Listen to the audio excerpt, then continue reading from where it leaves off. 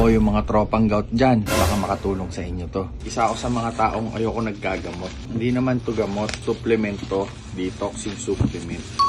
Pag inatake kasi ako ng gout, napakasakit talaga. Siguro mga kulang yung isang linggo. Lumpo ako talaga. Ito, nasuggest lang to sa akin. Hindi ako doktor, kaya please lang. Wala akong alam sa mga doktor-doktor na yan. So, ito sinuggest lang. Life Plus. FDA approved to, kaya medyo pinagkatiwalaan ko konti. So, yan. Ang kinuha ko, uric detox.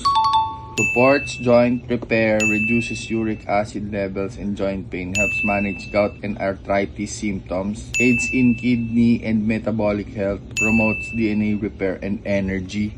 Hindi ko naintindihan English. So yan, ito siya, 3 bote. Iinumin natin to, 2 capsules per day.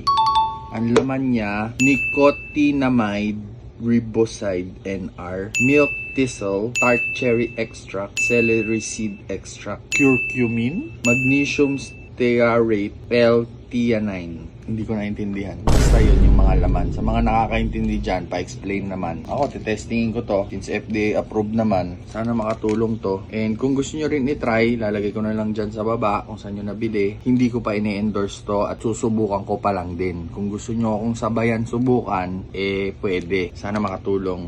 Ingat kayo lagi.